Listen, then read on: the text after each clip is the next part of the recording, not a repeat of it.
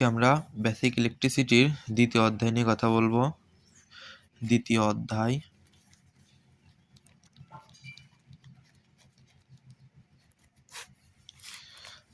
অধ্যায়ে একটা প্রমাণ আছে যেটা খুবই গুরুত্বপূর্ণ প্রমাণ। প্রমাণটা আমরা করব। প্রমাণটি হলো R সমান রো এল বাই এ এর একটা প্রমাণ আছে, সেটা আমরা আজকে শেখানোর চেষ্টা করবো ইনশাআল্লাহ। এখানে শুরুতে আমরা লিখতে পারি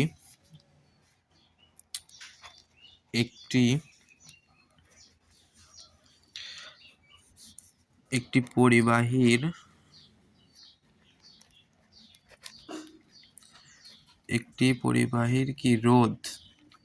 পরিবাহীর রোধ আর দৈর্ঘ্য কি দ্বারা প্রকাশ করা হয়? দৈর্ঘ্যকে এল দ্বারা প্রকাশ করা হয়। ও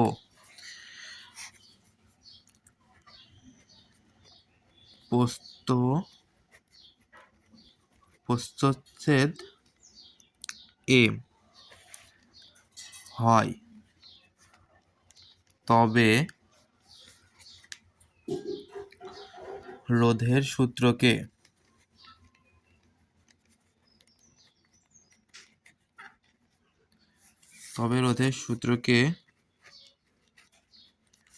এইভাবে উপস্থাপন করা যায়।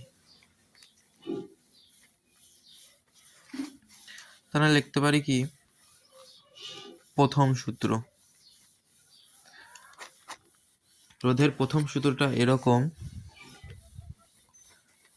কোনো পরিবাহীর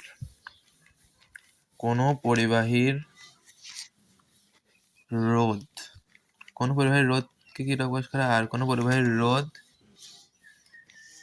এর দৈর্ঘ্য কি দ্বারা প্রকাশ করা হয়? এল। কোনো পরিবাহীর রোধ আর এর দৈর্ঘ্য, এল এর সাথে কি সমানুপাতিক। যখন কি হয়?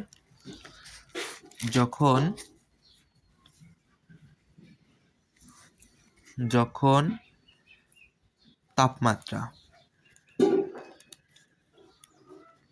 তাপমাত্রা ও কি প্রস্থচ্ছেদ স্থির থাকে। যখন তাপমাত্রা প্রস্থচ্ছেদ স্থির থাকে তখন কি পরিবাহীর রোধ এর দৈর্ঘ্যের সাথে সমানুপাতিক হয়। তাহলে আমরা লিখতে পারি কি? আর সমানুপাতিক এল। এটাকে আমরা 1 নম্বর সমীকরণ দিই। এবার কি আছে? দ্বিতীয়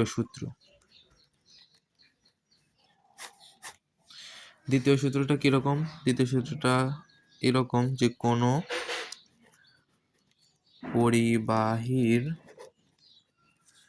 রোধ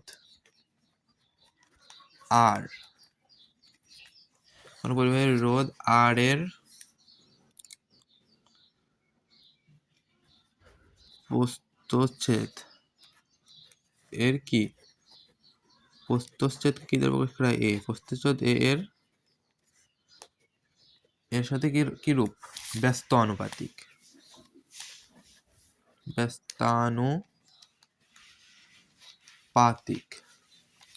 এর রোধের সাথে কি ব্যস্ত যখন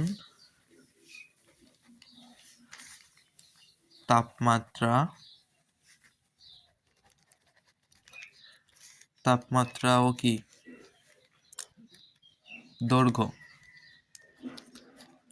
দৈর্ঘ্য স্থির থাকে, অতএব এল সমানুপাতিক 1/a। এবং আরেকটি সূত্র আছে, তৃতীয় সূত্রটি কি? তৃতীয় সূত্রটি হলো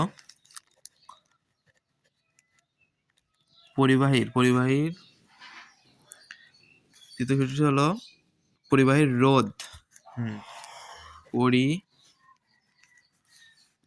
পরিবাহীর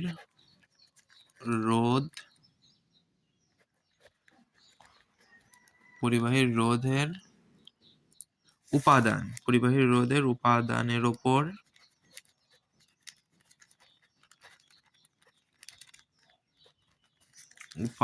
উপর নির্ভরশীল। অর্থাৎ এর কি হবে, উপাদানের উপর যেহেতু নির্ভরশীল, তাহলে এর দৈর্ঘ্য,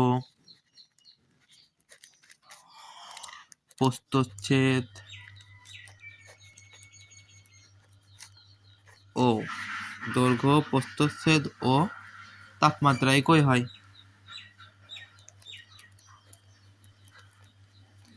তাপমাত্রায় কি হবে, একই হবে। এখন 2 নং ও 1 নং ও 2 নং হতে পাই আর সমানুপাতিক 1/a একটা পেয়েছিলাম, আরেকটা পেয়েছিলাম এল পাইছিলাম। এখন আমরা এটা এভাবে লিখতে পারি, আর সমানুপাতিক 1/a। এটাকে আবার সমানুপাতিক চিহ্ন উঠিয়ে আমরা এখানে কি একটা কে নিয়ে আসতে পারি এবং এটা এভাবে লিখতে পারি। এখানে কে হলো একটি সমানুপাতিক, এখানে একটি সমানুপাতিক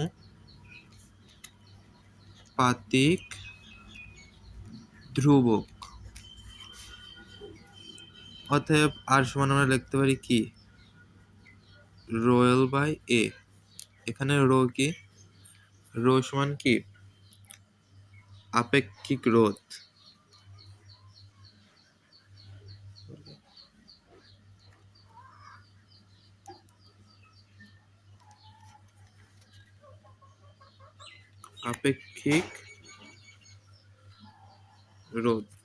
আপনারা প্রমাণটি বুঝতে পারছেন। এখন আমি দ্বিতীয় অধ্যায়ের কিছু ম্যাথ বলে দেব। কি বলবো, কিছু ম্যাথ। এই ম্যাথগুলো করলেই দ্বিতীয় অধ্যায় আর ম্যাথ করা লাগবে না, আশা করা যায়। ম্যাথগুলো কি, ম্যাথগুলো হলো 2 নম্বর উদাহরণ।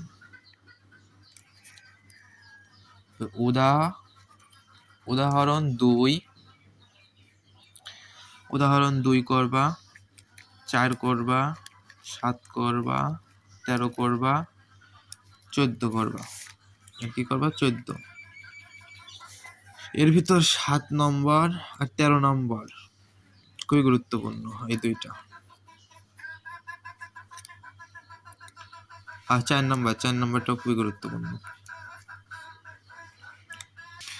এর পরের ক্লাসে আমরা তৃতীয় অধ্যায় করাবো ইনশাল্লাহ।